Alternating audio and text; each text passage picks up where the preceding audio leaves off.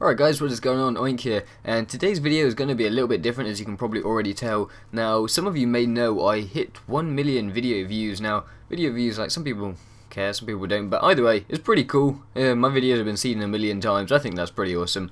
So, I'm going to be doing something a little bit different now. My most successful series sort of thing that I've done has been my seasonal event videos. You know, they've been regular content and they always seem to do fairly well given the size of my channel. So what I'm going to be doing in today's video is like a making of those videos, you know, how I put them together, the process that I go through, and you know, from start to finish. Thought it might be something you guys are interested in. You get a little bit behind the scenes, see sort of, you know, my process behind it, and yeah, I hope you enjoy the video.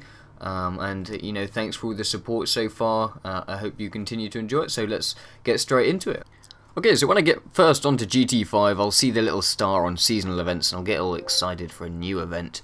Brand new seasonal, and there it is. So it'll be supercar nostalgia. Let's take this last week's example as it's there and ready, and I'll go in and I'll sort of start to see what the different tracks are, and I'll head over to our entry requirements and I'll see what we are. Now with this one, it was based on a year. Sometimes it's just based on a certain car type, sometimes it's performance points based. This time it was year based. Now instead of clicking on the garage on there, because that will filter out any results that don't comply with those, sometimes there might be a car that you could, you know, for example, detune so that it becomes you know, a possible car to use, whereas if you click that garage, you won't even see that car available. So I go to the full garage, and I went on to year, and I went on to ascending, skip past all the tuners that don't have a specific year.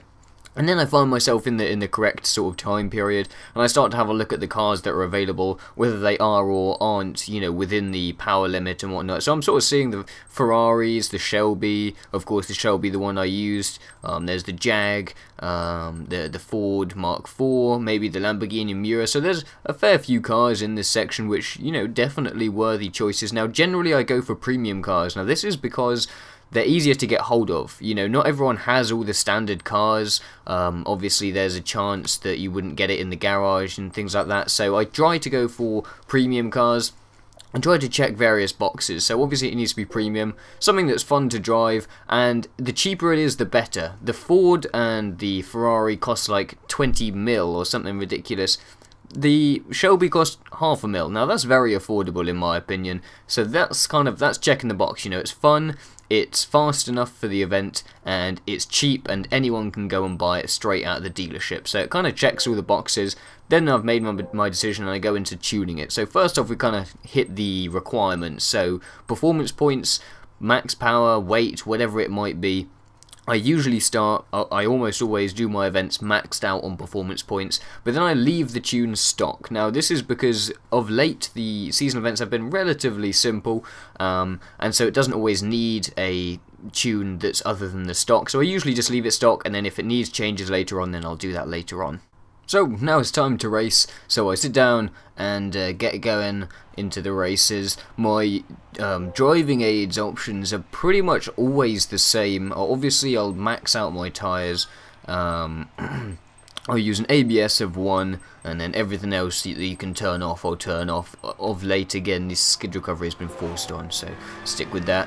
Do my races, you know, do all the laps, and as I said, if I need to make tunes or the car doesn't handle very nicely, then in between times I'll go in and do that. Now, I don't actually record the footage live as I'm racing, so that, let's say it takes a couple of tries, or I need to come out and adjust the tune, or, you know, make some changes to the car, then I'm not wasting time and having to delete lots of footage. So when I get my winning race, I just go into replays and save it into the replay section there, and then when I'm ready to record it, I can just record the finished one.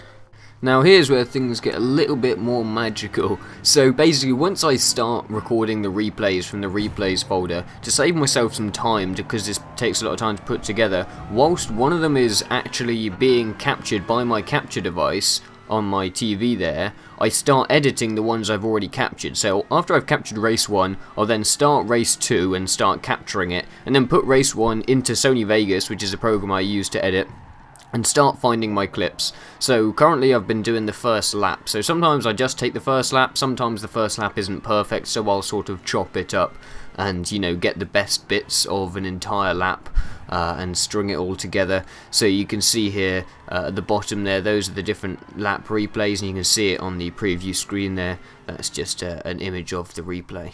So if I actually go to a screen capture of Sony Vegas, I can actually start to show you guys exactly how this whole thing is put together. So you can kind of see there's a format. I'm sure you're aware of the sort of layout that I use for the seasonal video, so I'll kind of show you how that all fits together. So if I zoom out on my timeline there, I'll just make it a little bit bigger so I can sort of squeeze more in. Now if I work from top to bottom, I'll kind of explain. So the bottom layer is my commentary, so that's the audio layer. Then the next layer up is the audio from the replays, and the layer above that is the actual replay itself. So you can see as I move the timeline there, you'll see that the gameplay is moving to different races or different parts of the setup or whatever it might be.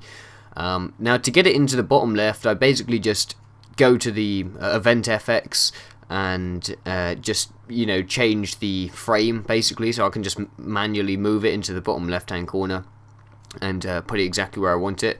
The next layer above that, you'll notice the events along the top, so I like to keep a sort of running like button almost as to where, like, which event I'm doing. I'm sure you guys know exactly what I'm talking about. It's like a glowing icon almost, like if you were viewing it, and that sort of lights up as I'm showing the different events, so you guys can kind of find your place in the video and things like that, and just a nice little bit of added feature to the video. I'm sure you guys know exactly what I'm talking about. You can see as I move the video, different ones light up depending on which track I'm on, and that's again using just the frame. I can just move that to the top of the video. Now lastly, you'll see there's a car. I always have a sort of 3D rotating image of the car that I'm using, and that's simply taken from the garage. Now the way that I get it there is, again, quite simply, I use a mask. I bring the frame in so that it's zoomed quite far in so that the image fits nicely on the side, and then I just mask out